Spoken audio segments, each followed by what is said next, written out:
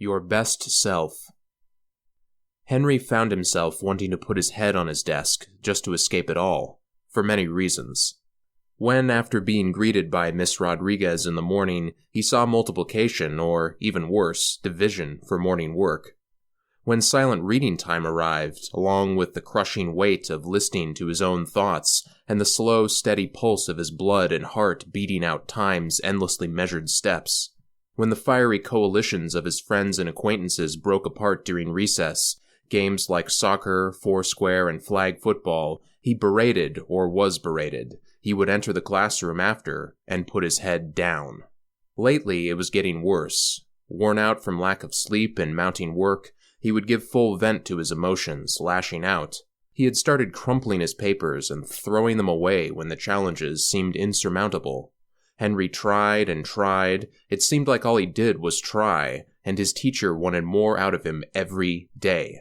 "Sit up straight, Henry. Please find your seat. Henry, if you continue to blurt, I will have to call Mrs. Ford. Henry, I'm going to have to call Mrs. Ford now." It was all so unfair. He wasn't blurting, just talking to his best friend Alex. It wasn't his fault that Alex's seat was on the other side of the room. His teacher could have made it so much easier by just having them sit next to each other. "Alex," said Henry in his quiet voice. "Alex." The class was working on reading and annotating an article with Miss Rodriguez. Looked like Alex was doodling under his desk. Tricia was sitting on the floor, arms folded around her legs behind the door as usual. Alexis kept talking to Fernando next to her, an endless whispered waterfall. George was helping Boston, too loudly for Henry's taste. "Alex, I want my pencil back." "Henry, eyes forward," said Miss Rodriguez, her slight smile fixed. "Can anyone find where a paragraph should end, and why—" "Alex," said Henry. "I don't have it," growled Alex. "Henry, please make sure to raise your hand if you have something to say," intoned Miss Rodriguez calmly. Henry got up and walked over to verify his mission as the class bustle grew louder. "Henry, please find your seat." "I just need to ask a question." Henry asked George for a pencil sharpener, got it, and walked across the classroom to Alex. "I don't have it," yelped Alex. "Dude, I just gave it to you," responded Henry. A shadow loomed over him. Turning around, he saw Miss Rodriguez tower over him as she went to one knee and whispered, "Henry, when you're walking around the classroom, it makes it hard for all of us to concentrate." "Here," said Henry triumphantly, reaching into Alex's desk. "That's not yours. Yours has camo on it." "No, it doesn't." Miss Rodriguez interspersed herself. "Henry," her brown eyes were serious, "would you like a break?" "Ugh!" Henry grunted as he stomped back to his seat. He looked at the mass of text before him, eyes glazing over. He put his head down, held his breath. Slowly, his head rose a few inches, then fell. Whump! Again, whump! Someone was speaking gently to him. He whumped again. He heard, no, he felt, the soft keypads of Miss Rodriguez's phone as she texted out help to Mrs. Ford. His legs rose and he pushed the desk away with the balls of his feet, so hard that the desk fell on its face with a thud. His pencils and books and journals clattered and flew everywhere. Oh, he was unable to put his head down now. He had to escape to some dark place of safety. He rose, seeking a place away from it all, kicking chairs aside as he strode to the corner of the classroom. Turning around, he saw that the classroom was empty, but he didn't care. This had happened before. Just because he wanted to put his head down, they had to leave the classroom. He wasn't going to hurt anyone. He knew that. He sat down in the corner, forlorn, folded his body up, hid his head. Darkness enfolded him, womb-like. Mrs. Ford was destined to come in as she had so many times before to take him away. He would go to the office, his parents would be called. At home they'd tell him to man up and take his games away from him. Again. He would be without his games. He'd have to hear his own thoughts again. His thoughts would sail blindly through black realms of space, unable to find an echo, a wall. Mrs. Ford came and retrieved him. Her voice was like a balm for him, a cooling salve. Henry knew that even though he had to go to the office, it really wasn't that bad. He got to play puzzle games and draw while waiting for his parents. It was better than doing work. Mrs. Ford was a nice person, and he felt like he could trust her. As he walked with her through the empty classroom, the strangest sound intruded on his ears. A basso profundo, a deep rumble, a man's voice. Henry looked up from the floor to see a plump, pale man with dark hair, who looked like his dad's age, standing outside the door. He had kind eyes and wore a buttoned-up shirt with slacks. "Hello, Henry," he said with a smile. "I'm sorry you're feeling frustrated. We're here for you." Henry let this wash over him, but felt better because of it. He was frustrated. Behind him, he heard a murmur. Turning, he saw the familiar sight of the class sitting against the walls as Miss Rodriguez tried to keep them quiet with gentle whispers. Mrs. Ford was talking to Miss Rodriguez, and both of them looked very serious. He tried to listen to their conversation, but could only make out scattered words. Miss Rodriguez had a strange look on her face, serious but for her eyes, which crinkled upwards. Henry was joined by Mrs. Ford and the man as they walked down the hallway together. Behind Henry, the class began to file back into the classroom. It was almost recess. The hallway walls drained past them, gray fuzzy lines lined with pictures, slogans, colorings, proud examples of student work. Every picture was a snapshot born of the life it represented. Mrs. Ford asked him how he was feeling, and Henry explained how tired and frustrated he felt. "I understand, Henry," said Mrs. Ford, "and I know that the plan we currently have with you needs to be made even better." Henry nodded. "This is Mr. Stevens, our school administrator," she intoned, gesturing at the other figure. "He was with us today and wanted to tag along with me during my day. We hope it's okay." It was. They continued to walk. The bustle of school died away. When Henry looked up, he saw that the walls on either side were covered in the same gray material, but were completely bare. He looked behind him and saw a closed door. He had not remembered entering it. Not a whisper, or spoken word, or bell, or footstep sounded on either side of them. It was like being under the ocean, like the inside of Henry's head when he was alone with his thoughts. This was a hall he'd never been in. In his whole 3 years here, it was narrower, the ceiling lower, and at the end was a single metal door with a shining brass handle. There were no classrooms on either side. "Henry," said Mr. Stevens, "this is our new art room. In it, we've got all sorts of things to help you relax and become your best self." Henry stared at the handle. "Where are we? In the school?" His voice hit his ears with a static hum in this silent place. "We were keeping this room a surprise," breathed Mrs. Ford, "but we thought you could be the first." Henry approached the door while Mrs. Ford and Mr. Stevens stood side by side behind him, filling the narrow hall. He looked at the brass knob turn, his pulse racing, as the door silently opened from within.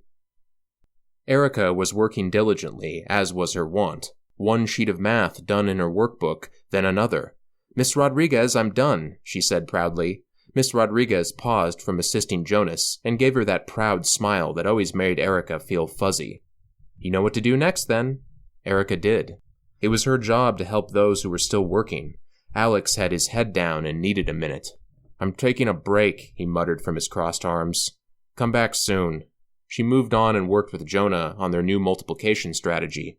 "Jonah, what's the first step you would do to solve 3 times 12? Jonah wondered. Break up the 12? I could do 3 times 6 plus 3 times 6. "Try it," said Erica brightly. She heard the door close lightly and saw Henry enter the room. Usually he loudly announced his entrance to the world with many a flourish, but this time he walked right in, almost tiptoed. Alex lifted his head from his crossed arms and tried to get his attention, but Henry strode past him and went to his seat, which had been righted back up. He glanced up at the whiteboard, saw the directions for math, took out his book and got straight to work. Erica let Jonas keep working and went to fill Henry in on what they were doing. Miss Rodriguez was trying to corral an unruly small group in the back. Maxine and Hannah were just drawing in their journals. Erica would have to tell Miss Rodriguez about that. She approached Henry's desk and blinked, stopping. He had his back to her, but his sheet of multiplication review was almost finished, and it was all correct as far as she could see. "Henry," she stepped forward, "did you see the new strategy we're working on?" He didn't turn around as his shoulders twitched with his calculations. "Decomposition," was all he said. His voice sounded as calm and even as the tone of a temple bell. Decomp a what? Questioned Erica. Yeah, you break the numbers apart to multiply them easier. You need help? Not yet, thanks, mumbled Henry. Boy, he was working hard. I guess that trip to the office helped, thought Erica. As Erica made her way back to her seat in the rear of the classroom, she saw Miss Rodriguez convene her small group and turn to her charges. 5 minutes to finish up, and then we clean and share. Let's see who's ready. The teacher strode through the classroom, slowing down as she approached the front. To Erica, it looked like she was tiptoeing to Henry's desk. It reminded her of her father on his way to the duck blind near her property, bird rifle ready. Miss Rodriguez had always treated Henry with respect, but Erica had never seen her act quite like this before. She crouched down, her red dress shirt caught in the morning sunlight, streaming through the side set of windows. The pair talked quietly. Miss Rodriguez flashed a smile at Henry as she checked his math, yet her eyes were different. Erica had seen her eyes like that before, when Henry, Alex, and Tricia and the others were giving the teacher a hard time at the end of the day. The pupils seemed to set like caulk, a brittle mask for something else. A chime rang and the class gradually quieted down. Alex kept throwing erasers to get Henry's attention, and Tricia was still behind the door. To Erica, it seemed like that was where Tricia lived whenever anything got too much for her. One of the erasers thudded off the back of Henry's chair. Erica shook her head as Henry craned his neck slightly, then turned back up front. Alex bubbled into silence. Let's start sharing, intoned Miss Rodriguez. I think Henry was interested in starting first. Then, yes, we can get George, Erica, Alberto. I wish I could get you all up here. Maybe we'll have time for another if we're focused. I didn't think he'd get it that fast, thought Erica. Henry's work had mistakes, that was true, but towards the end it was nearly correct all the way through. I just kept trying to use the strategy when I was stuck. If you keep at it, it gets easier. The class clapped as Henry sat down and George made his way to the front. Wow, thought Erica. The last time he shared, he stomped back to his desk the moment he was wrong. Alex threw another eraser, pinging off Henry's chair. Henry seemed to ignore it. He was riveted to George's presentation. When it was Erica's turn, she stumbled through her work, correct as it was. She just couldn't take her eyes away from Henry. There was something odd about his face. Maybe it was a trick of the light, but his eyes reminded her of the colors in the snow globe at her house. Pale blue, like ice, a frame of slate that portrayed nothing, even as his mouth smiled slightly. The bell rang and Henry walked out with the rest of the class, Alex dogging his heels. I've had it, Alex thought to himself. First, Henry wouldn't come with him at recess. He just went around the playground, going on all the stations. He waited in line and helped some first grader climb the bars. Alex couldn't believe it. He wanted to go play soccer and flag football out in the nebulous jungle of emotions that were the fields. That was always where Henry went, and now Henry was playing at the stations like some little kid. I want to help them, Henry called out, as he lifted a kindergartner up to grab the bars. And after recess was a spelling test. He had always hated spelling. It seemed like the words got harder and harder every time. He knew spelling was part of the homework they did, but he never had any time for homework. His parents worked late and he had to take care of 2 younger brothers, then soccer once Mom and Dad got home from the restaurant. It was too much. Thinking about his coming doom was also too much. He ran out into the field, into the whirl of soccer and flag football. Somewhere through the game he was in an argument with Jonas. Alex stamped his foot and yelled swear words, giving vent to all his frustrations of the day. He pushed Jonas and stomped off, nearly colliding with Mrs. Anderson, the recess teacher. Her kindly face looked down at him, framed with blonde hair, below that her neon yellow jacket. She was so close she didn't need to blow the whistle around her neck. "Come on," was all she said, walking with him down the green field, the files of screaming kids on either side. Alex noticed that Mrs. Anderson had stayed with him down the field and asked about that. Wasn't she needed elsewhere? "Student helpers," she sang out. "Aren't they lovely?" Alex blinked his brown eyes at who she had selected to be her helpers. Carlos, a 5th grader, who had bullied Alex's brother and now Alex, and Aiden in the other 3rd grade class, who as far as Alex assumed, had always been a jerk to just about everyone.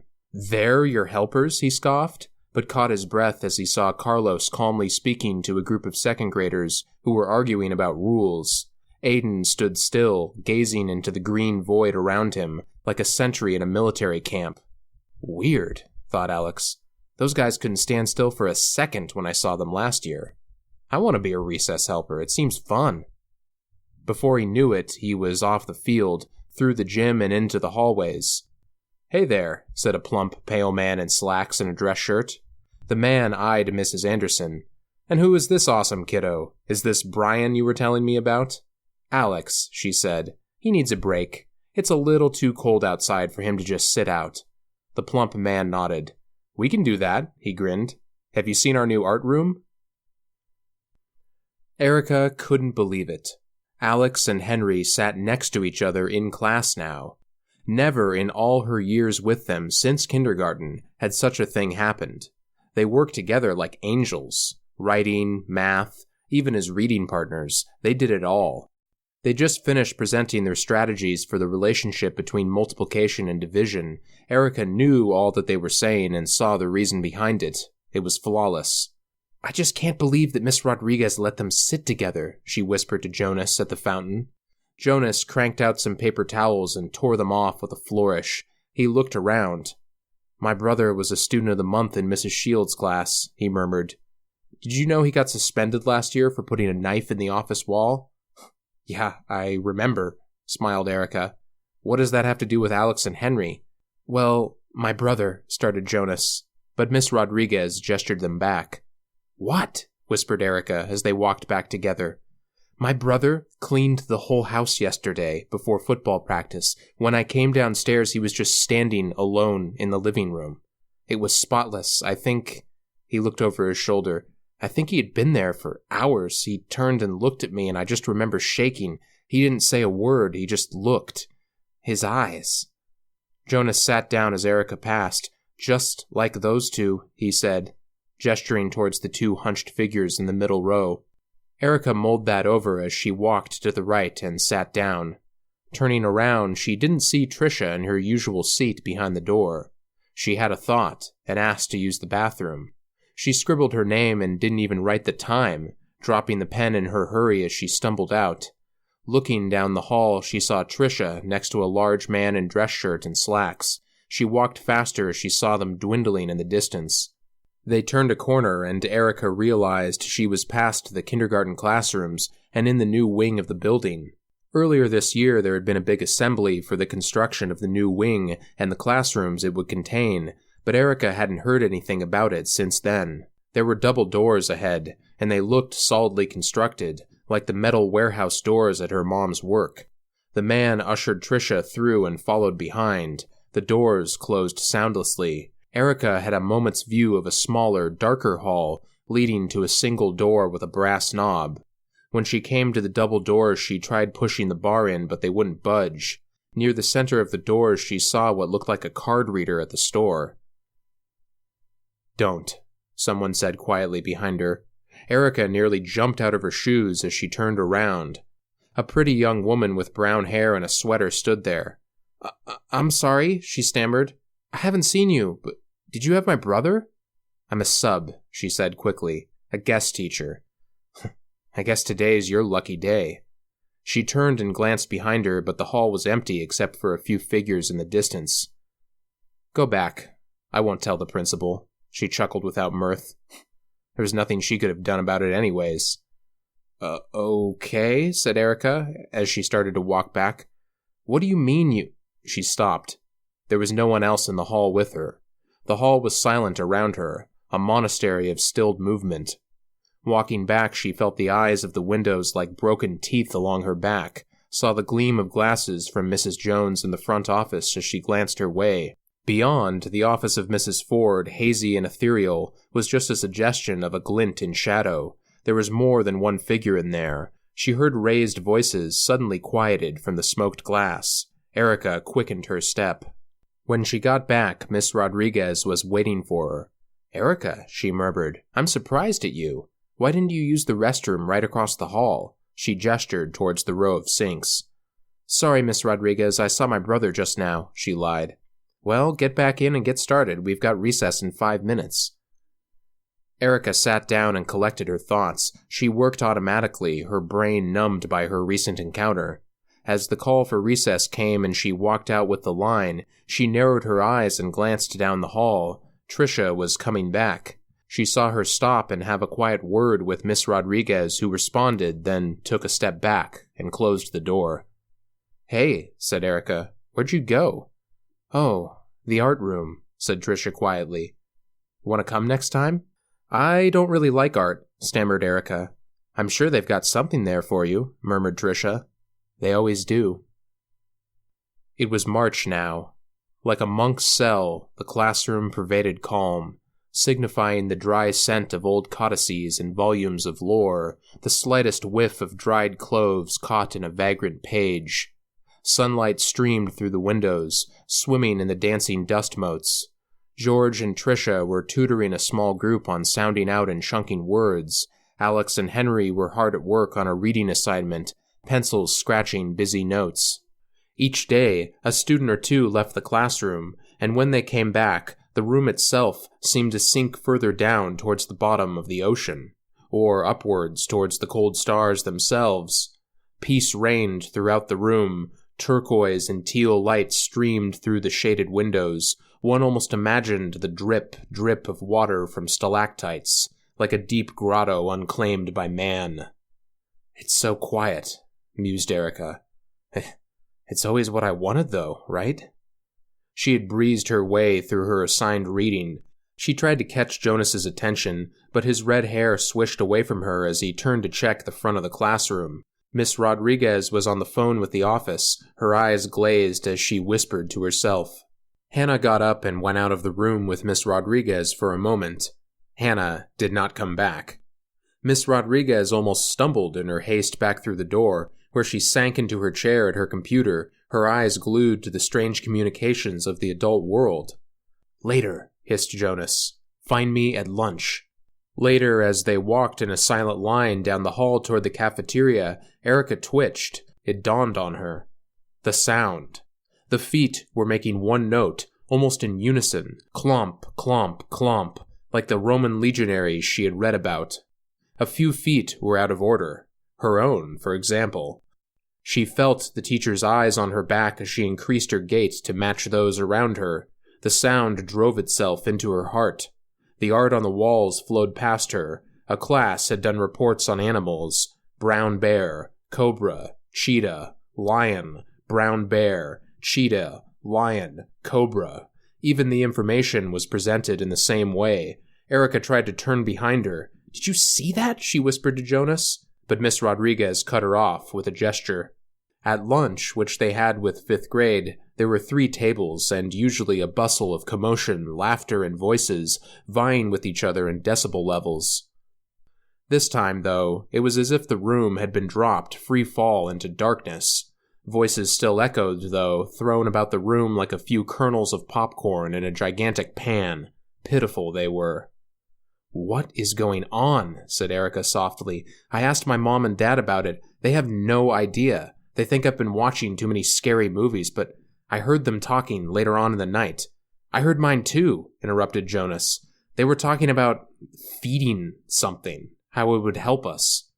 That's all I heard, and then they saw me listening and stopped, and I haven't heard them since. I bet they talk when I'm asleep. A month ago, some guy from the police came to talk to my parents. At least, that's where he said he was from. Said he was here to see them about my brother. I figured he'd done something awful again." Erica leaned closer. "I had something like that happen about a month ago, too, when I was out at Gabby's. I came back a little early, and I saw someone leaving my driveway.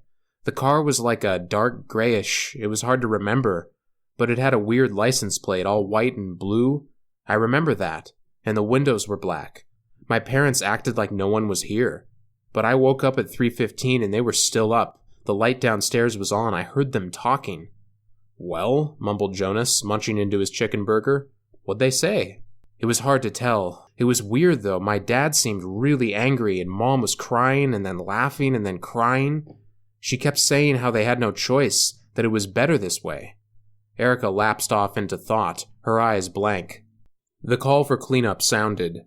Beyond them, the entire 5th grade table stood smoothly to attention and began to bring up their trays. Their attention to detail was impeccable. They were spotless. A few stragglers lagged behind their line, looking slovenly in comparison. The difference was noted by unseen watchers. As the call hit their table, the third graders stood smoothly to attention, most of them.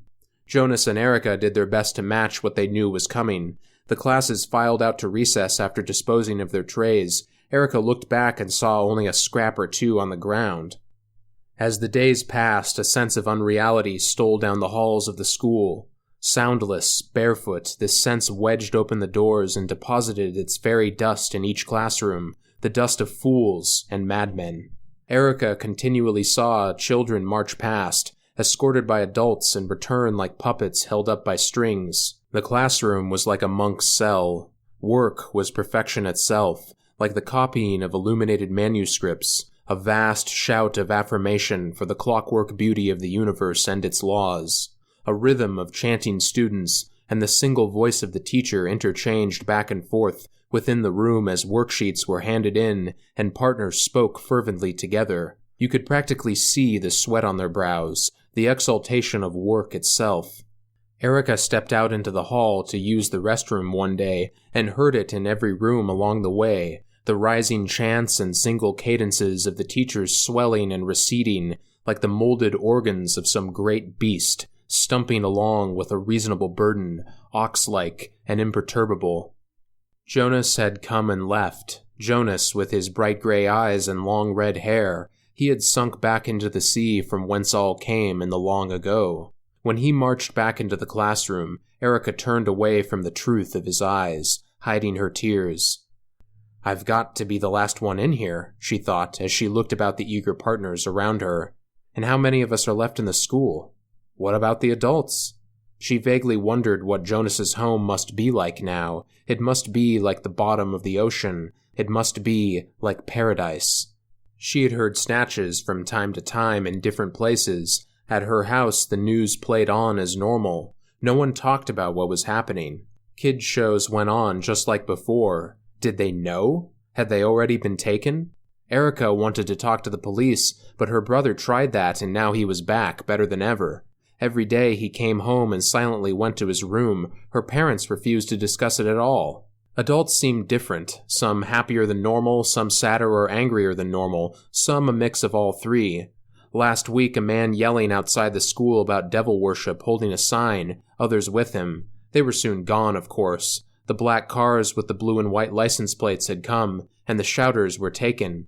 She had heard the custodian talking to Mrs. Jameson in the office about the great plan, how she wasn't sure if it was worth the sacrifice.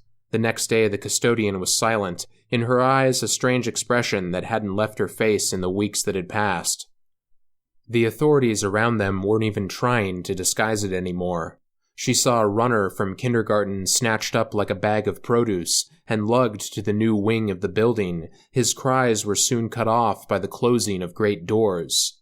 There were no more announcements over the intercom. What was there to announce? Who would care? Erica's musings were interrupted. A shadow stood over her. "It's time," said Miss Rodriguez. The others in the class didn't even glance toward her, absorbed in their calculations. Erica's pulse raced. She stood up, knees quivering, mind torn between running for it and the fascination of what could be on the other side of those doors. Her mind spun as she followed her teacher out into the hall. Miss Rodriguez looked around for half a heartbeat as they shuffled down the hall, lined with identical pictures. "I'm sorry," she whispered. "I'm sorry." She shook her head. "I tried to save you, you know. I tried to save others." Her whisper was dimmed over the monk-like chanting of the classrooms. "The good ones. The ones who didn't need to have it done to them. You're one of the last. You never needed it, but they're doing it to you anyways. It has to happen to everyone. They've said that it was part of the deal. Anyone left out poses a risk to the whole idea." "The whole idea of what?" said Erica. Miss Rodriguez looked up and ahead, beyond the gray dim recesses of the hall. "The great plan," she intoned. "The age of true productivity, world peace, total unity, all that sort of stuff." She laughed to herself. "You know, I can't help but wonder if it's all a sham. If we're next, what do they get out of this? Us. Maybe it's the young generations first, so we can keep them in business longer."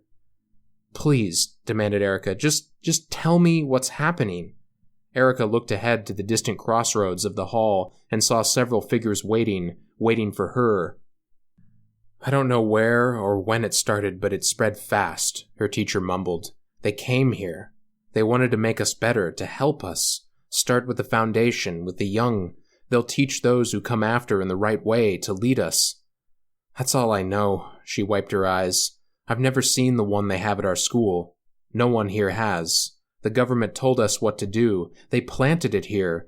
They didn't have a choice either. A teacher in one of the side rooms opened the door a crack and closed it immediately.